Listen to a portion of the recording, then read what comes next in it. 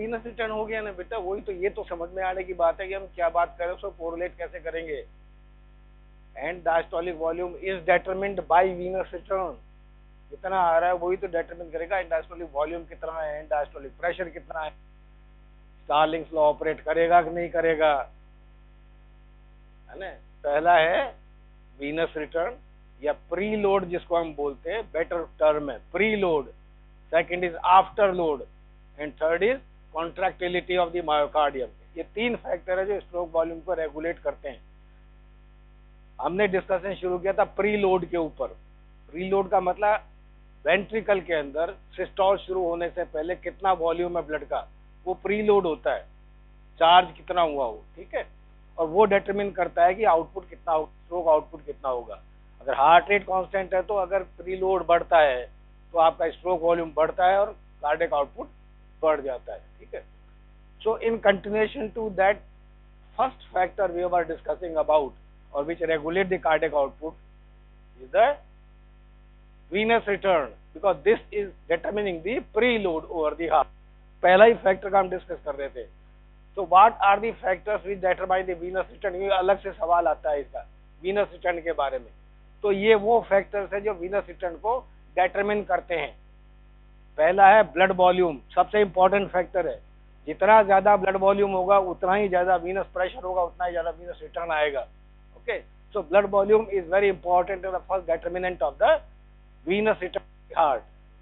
Normally venous return is equal to the cardiac output. ऐसा होना चाहिए कि नहीं? जितना वॉल्यूम उतना ही वापस आ जाना चाहिए, या जितना आया है उतना वापस निकल जाना चाहिए, क्योंकि स्टेसिस का कोई सवाल ही नहीं उठता, हार्ट के अंदर कोई जगह नहीं है ब्लड को रोकने के लिए। The second is the respiratory pump. So how does the respiration helps in venous return? Any idea? Respiration venous return में कैसे अफेक्ट कर सकता है, बताएगा कोई? रेस्पिरेशन कैसे अफेक्ट करता है वीनस रिटर्न को?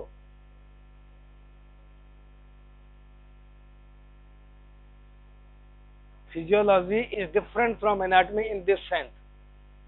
एनाटॉमी में तो जो जहां है, लेटरल है तो लेटरल ही रहेगा वो, अगर एबरेंट एनाटॉमी है तो बात अलग है, ठीक है ना। मगर फिजियोलॉजी में हमको समझना पड़ता है कि ऐसा क्यों है, इसके क्या कारण हो सकते हैं, इसके क्या फायदे हैं, इसके क्या नुकसान है, वो फिजियोलॉजी में पढ़ना पड़ता है हमको, इंटरेक्शंस क्या है।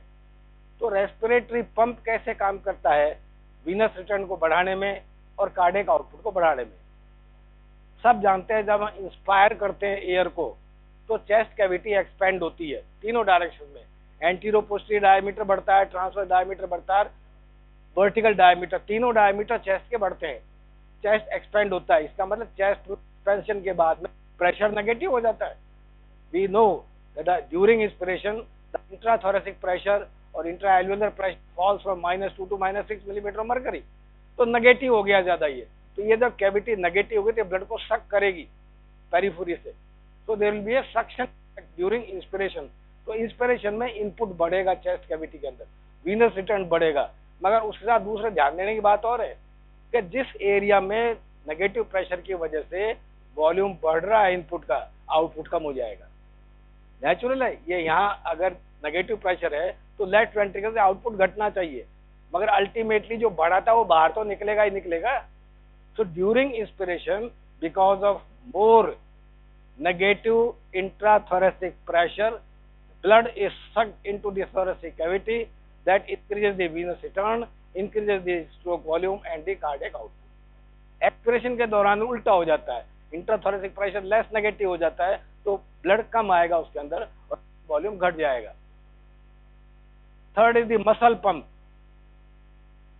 मसल्स आर कंटिन्यूसली एक्टिव, नहीं होती है तो कर सकते हैं, तो जब भी मसल्स एक्टिव होती है तो ब्लड वेसल्स वेन्स को उनको पंप करती है, वेन्स को कंप्रेस करती है, specially in the lower part of the body veins are compress. अब वेन्स के अंदर वाल्व सिस्टम होता है, वेन्स में वाल्व होते हैं तो यूनिडायरेक्शनल फ्लो को मेंटेन करते हैं, तो वेन्स दबती हैं तो ब्लड ऊपर की तरफ ही आएगा, नीचे वापस नहीं जा सकता। So whenever the muscle pump is acting, that is causing increase in the venous return by compressing the which ensures a unidirectional flow of the blood toward the thoracic cavity. Venus pressure दो वजह से बढ़ सकता है, पहला और other तीन हो सकता है। पहला मसल पंप जो वीनस, दूसरी बात वॉल्यूम अगर बढ़ता है तो वीनस प्रेशर बढ़ेगा, वॉल्यूम बढ़ गया। और तीसरा, अगर वीनो मोटर टोन बढ़ता है, वेन्स के अंदर सिंपैथेटिक टोन अगर बढ़ता है किसी भी वजह से, तो सिंपैथेटिक टोन वीनो कंस्ट्रिक्शन करेगा। Veno that just like the arterioles, veins also contain smooth muscle fibers in their tunica media, and when sympathetic discharge is there, there is contraction of the smooth muscles of the veins in the tunica media, and that results into the increase in the venous pressure। उसका veins का volume घटता है तो blood जो आगे की तरफ central circulation की तरफ पंप होता है। Venomotor tone, of course, as I just said, depends upon the sympathetic tone। तो सिंपैथेटिक टोन बढ़ेगा तो वीनोमोटर टोन भी बढ़ेगा, वीनस कैपेसिटी घटेगी, blood will be directed toward the more central portions of the circulation, that is the heart, so will increase the venous return. Peripheral resistance is just reverse of the venomotor tone और the arterial tone और the sympathetic tone. तो peripheral resistance अगर बढ़ता है तो definitely there will be decreased blood flow to the heart। any factor increasing the peripheral resistance will increase the pressure gradient of course, मगर वो pressure gradient ward off हो जाएगा because of the constriction। so whenever there is an increase in the total peripheral resistance, जब भी sympathetic constriction होता है तो veins की बजाय peripheral arterial side में resistance ज्यादा बढ़ता है, तो peripheral flow को कम कर देता है वो। peripheral resistance बढ़ता है, इसका मतलब arterial side में ब्लड का फ्लो कम हुआ तो टिश्यूज में भी फ्लो कम जाएगा, तो वेन्स में भी ब्लड कम आएगा, तो हार्ट में ब्लड कम पहुंचेगा। Any factor causing peripheral vasodilatation, arteriolar dilatation और venous dilatation will cause increase in the venous flow. Capillary flow बढ़ेगा, वीनस फ्लो बढ़ेगा और आपका वीनस रिटर्न बढ़ेगा, इससे कार्डियक आउटपुट, स्ट्रोक वॉल्यूम बढ़ेगा। Cavity has got a negative effect on the venous pressure and the venous flow। जब भी आदमी खड़ा होता है तो because of the pooling of the blood as a result of gravity in the peripheral parts and circulation, venous return will decrease and will cause fall in the stroke volume and cardiac output and of course blood pressure। कई लोग, मेरे जैसी उम्र के लोग अगर एकदम से खड़े हो जाते हैं तो कई बार चक्कर आने लग जाते हैं और आदमी गिर भी सकता है। Sudden fall in the blood pressure is there, क्योंकि एकदम से खड़े होने पे वीनस पूलिंग होती है ग्रेविटी की वजह से, और वीनस पूलिंग की वजह से वीनस रिटर्न घटता है, स्ट्रोक वॉल्यूम घटता है, कार्डियक आउटपुट घटता है, ब्रेन में ब्लड फ्लो घटता है, and that causes loss of consciousness और fall in the blood pressure. And of course the cardiac output I have said, जितना ब्लड का हार्ट बाहर निकालेगा उतना वापस वीनस रिटर्न के रूप में अंदर आएगा। तो venous return and cardiac output are normally same. The second factor, ये पहला फैक्टर था जो हमने डिस्कस किया है कार्डियक आउटपुट को रेगुलेट करने का, प्री लोड, वो आज खत्म हुआ है, ठीक है। दूसरा आफ्टर लोड। आफ्टर लोड का मतलब है load faced by the ventricles after it's contraction has started. Systole शुरू होने के बाद में जो हार्ट रेजिस्टेंस फील कर रहा है, जिसके अगेंस्ट में इसको आउटपुट देना है, वो आपका आफ्टर लोड कहलाता है। Simply saying, after load is the aortic pressure. Aorta के अंदर प्रेशर कितना है, aortic pressure is the determinant of the after load, क्योंकि एओर्टा में जो प्रेशर है उसी को तो ओवरकम करने के लिए आपको हार्ट को ब्लड पंप करना पड़ेगा, वो लोड आता है, आफ्टर लोड कहलाता है। So any factor, any vasoconstriction in the body, sympathetic discharge अगर बढ़ता है, किसी भी वजह से बढ़ता है, then that will cause increase in the total peripheral resistance, और जब भी रेजिस्टेंस बढ़ता है पेरिफेरी के अंदर तो that will cause rise in the blood pressure. Blood pressure बढ़ेगा तो वेंट्रिकल को कॉन्ट्रैक्शन के दौरान जो वाल खुलता है, एओर्टिक वाल, तो इमीडिएटली जो प्रेशर फील करना पड़ता है वो आपका आफ्टर लोड प्रेशर है। तो जितना ज्यादा प्रेशर एओर्टा में होगा, हार्ट को आफ्टर लोड की वजह से ज्यादा काम करना पड़ेगा। So whenever after load is increase, stroke volume will fall down.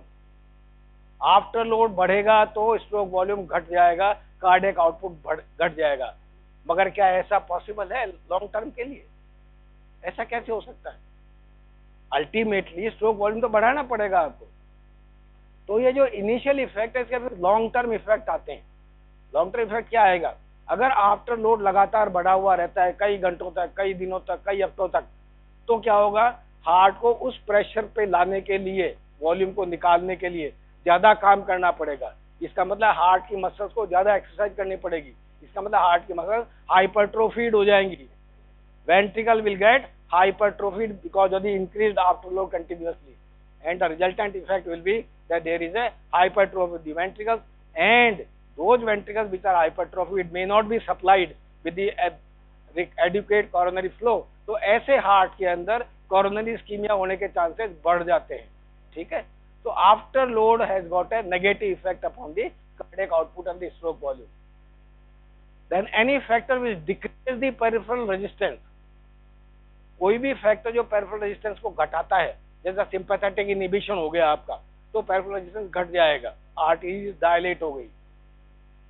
Anaemia, volume बढ़ता है इसके अंदर, आरबीसी कम हो जाते हैं, तो because of that there is increase in the volume of the blood in the person, और वॉल्यूम बढ़ने से आपका स्ट्रोक वॉल्यूम, वीनस रिटर्न भी बढ़ेगा और कार्डियक आउटपुट भी बढ़ेगा। तो anaemia is a hyper dynamic situation in the person. Volume बढ़ा हुआ होता है, हार्ट रेट भी बढ़ी हुई होती है, वॉल्यूम बढ़ा होता है। Pregnancy same thing, volume is increase, decrease peripheral resistance. Pregnancy में पेरिफेरल रेजिस्टेंस क्यों घटता है?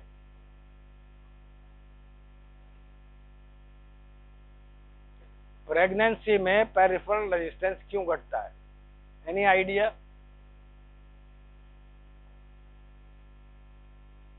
वो पार्ट हालांकि हमने अभी डील नहीं किया कि पेरिफेरल रेजिस्टेंस को क्या क्या फैक्टर्स अफेक्ट करते हैं। Resistance in series, resistance in parallel. ठीक है, पैरेलल में अगर एक रेजिस्टेंस इन सीरीज एक सर्टेन वैल्यू है उस रेजिस्टेंस की, उस सिस्टम में अगर एक रेजिस्टेंस पैरेलल में डाल दें तो वो टोटल रेजिस्टेंस को घटा देगा, बढ़ेगा नहीं। वो समझ में आ गई बात? Any resistance added in parallel will decrease the total peripheral resistance by its own value. Pregnancy में क्या हो रहा है, एडिशनल प्लेजेंटल सर्कुलेशन ऐड कर रहे हैं हम, एडिशनल प्लेजेंटल सर्कुलेशन मदर में ऐड कर रहे हैं। वो जो ब्लड वेसल्स ऐड हुई उनमें सीरीज में वेसल्स कम होती हैं और पैरेलल में वेसल्स ज्यादा होती हैं। इसका मतलब प्रेगनेंसी के दौरान मैटरनल सर्कुलेशन में पैरेलल में रेजिस्टेंस ज्यादा ऐड हुआ बजाय सीरीज के, और उसकी वजह से टोटल पेरिफेरल रेजिस्टेंस घट गया, और उसकी वजह से आपका वीनस रिटर्न बढ़ जाएगा और कार्डियक आउटपुट बढ़ जाएगा। तो ये टीपीआर घटाने वाले फैक्टर्स है। एक्सरसाइज सेम थिंग, आर्टियोविनस फिस्टुला, जो आर्टीरियोल्स हैं वो सबसे ज्यादा रेजिस्टेंस देते हैं सर्कुलेशन के अंदर, और अगर उनको बाईपास करके ब्लड निकल जाता है आर्टियोविनस फिस्टुला से तो रेजिस्टेंस का फैक्टर खत्म हो गया, कम हो गया, तो रेजिस्टेंस घट गया, उसकी वजह से आपका वीनस रिटर्न बढ़ जाता है।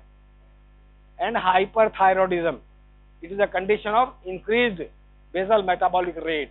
जब बेसल मेटाबॉलिक रेट बढ़ती है तो टिश्यूज में वासोडाइलेटेशन होता है, क्योंकि रिक्वायरमेंट बढ़ जाती है एनर्जी की।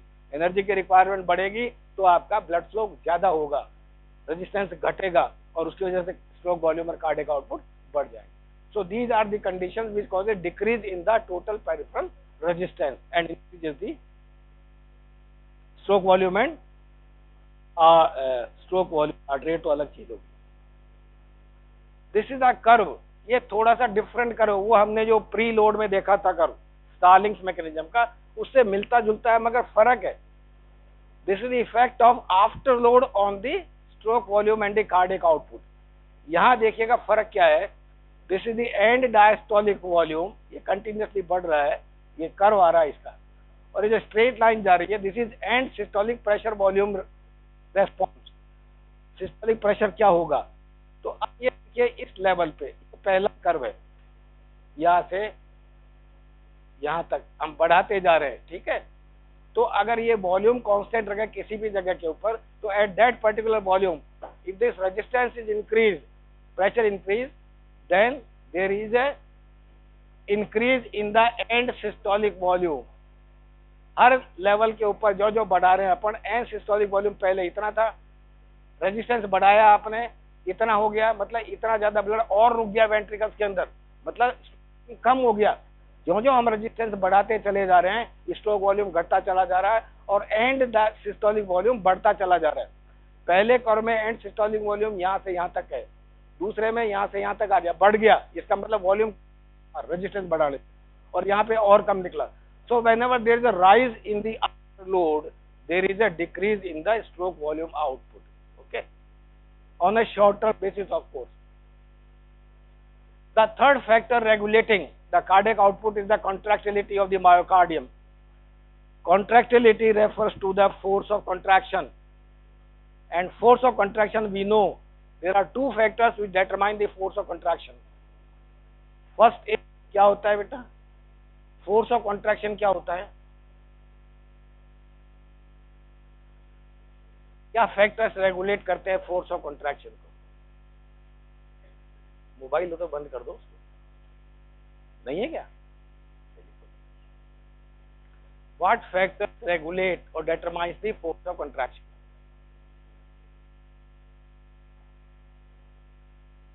फोर्स ऑफ कॉन्ट्रैक्शन को कौन रेगुलेट करता है?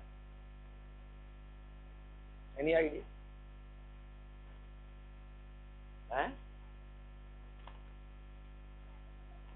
कैटेकोलामाइंस? नहीं, बेसिक चीज पूछ रहा हूं मैं. Force of contraction of the myocardium is modified by two factors. One is the Starling's mechanism and second is the change in the contractility of the myocardium. What I want to stress is force of contraction is different than the contractility. Contractility can cause change in the force of contraction. Okay. Operation of the Starling's mechanism can cause change in the force of contraction. So force of contraction is the basic unit which can be modified by either operation of the Starling's mechanism or by change in the contractility of the myocardium. इसका क्या मतलब समझे? See the effect here. Both effects are shown. यहाँ पे Starling's mechanism भी है और contractility operate हो गई, वो mechanism भी हमने डाल रखी है. बीच वाला कर्व नॉर्मल कर्व है. This is normal curve and this normal curve show that at this end diastolic volume 120 है, तो आपका स्ट्रोक वॉल्यूम इतना आ रहा है, करीब 70 सीसी बांध के चल सकते हैं. ठीक है. At the same volume end diastolic volume, if you increase the contractility of the myocardium, then the force of contraction further increases to this level. ये कर्व यहाँ से यहाँ शिफ्ट हो गया and the stroke volume is increase to 90 millilitre. It means at any given end diastolic volume, change in the contractility can further enhance the force of contraction of the heart and can increase the stroke volume and the cardiac output. That is the difference between the Starling's mechanism and the contractility. दोनों में फर्क आ रहा है. Starling's mechanism operates because of change in the rate of cross bridge formation की rate पे depend करता है वो. ठीक है. यहाँ पे दूसरी चीज आ रही है. And the central feature of change in the contractility is the intracellular calcium ion concentration. All the mechanisms which enhances the myocardial contractility brings that effect by changing the intracellular myocardial calcium concentration. जबकि Starling's mechanism calcium पे dependent नहीं है, वो length पे dependent है. दोनों में फर्क आ रहा है. So that is the difference or show the relationship of the Starling's mechanism and the contractility change. So this contractility of the myocardium, or directly we can say force of contraction, is controlled by two different mechanisms. You can see one is the extrinsic mechanism and second is the intrinsic mechanism. Extrinsic mechanism is the neural regulation, we know. Sympathetic stimulation always enhances the myocardial contractility. Adrenaline, noradrenaline and dopamine are these chemicals which enhances the inotropic effect on the heart. So they are having a positive inotropic effect. So any substance which have a positive inotropic effect always enhances the myocardial contractility and is dependent upon, or we can say is mediated by, change in the intracellular calcium concentration of the myocardial tissue. वहीं की बात कर रहे हैं हम और कहीं की बात नहीं कर रहे. ठीक है.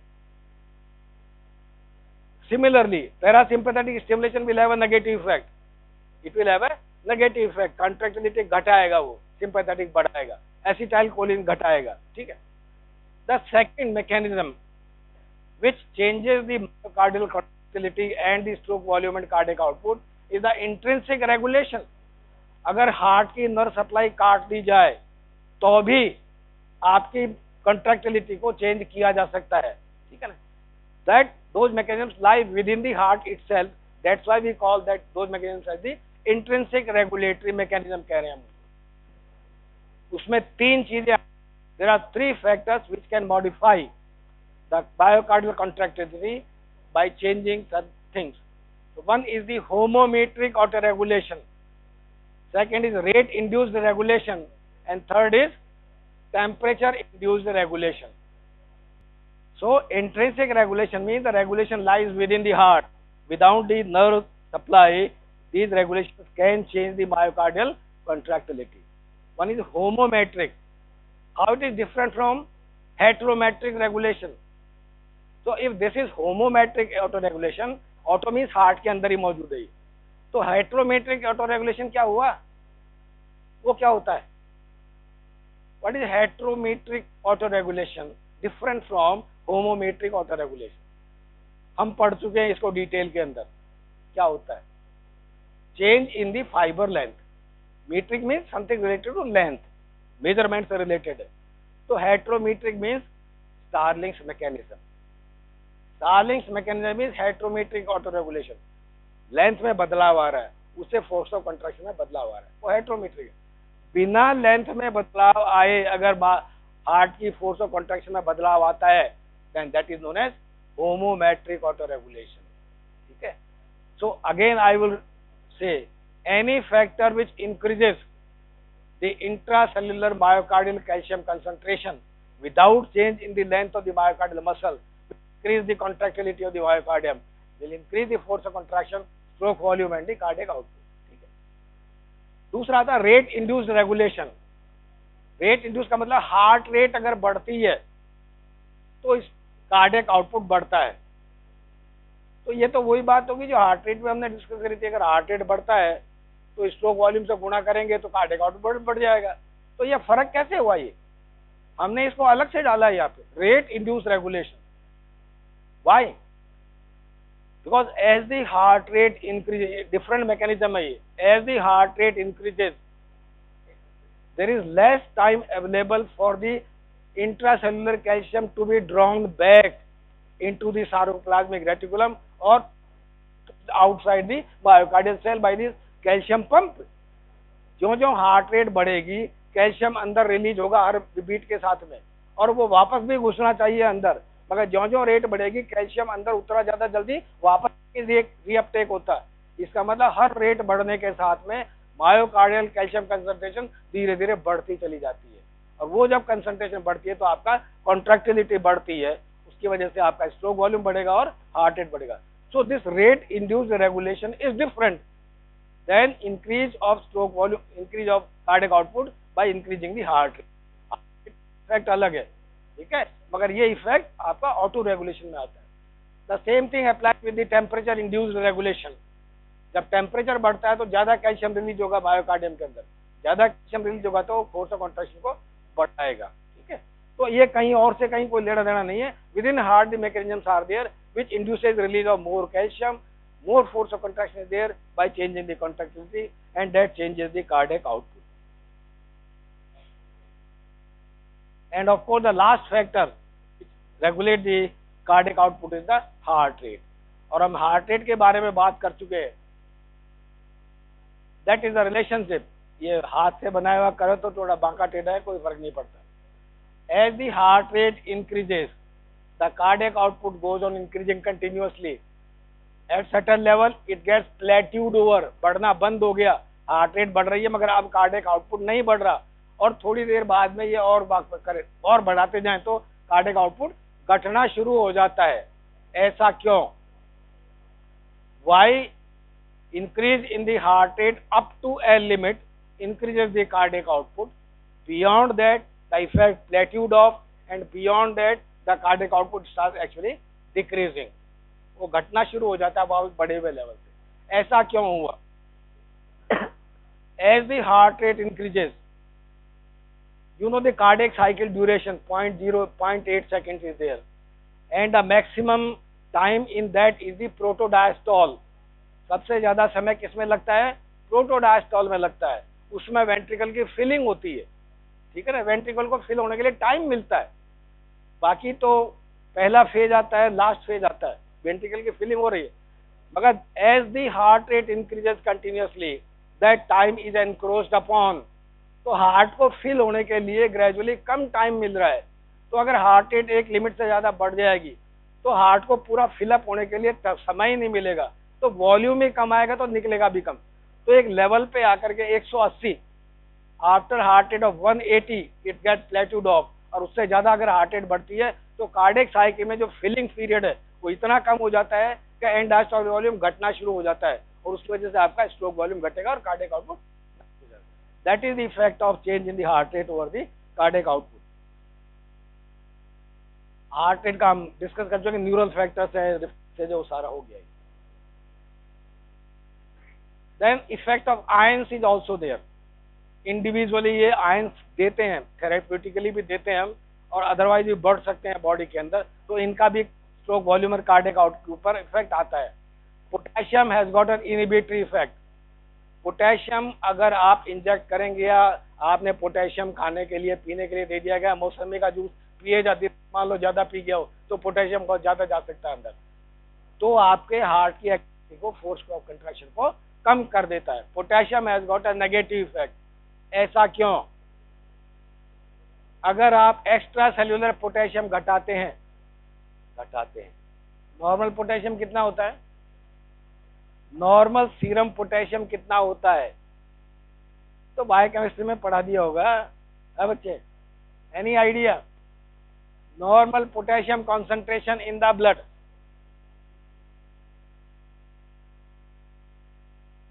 नॉर्मल सोडियम कितना होता है? ये तो यार मैंने ही कई बार बताया है, एक्शन पोटेंशियल डिस्कस किए थे। आरएमपी कितना होता है, उसके कारण क्या है, कितना होता है बच्चे? Normal serum potassium concentration, anybody? और इतनी देर में तो मोबाइल देख के निकाल सकते हो यार।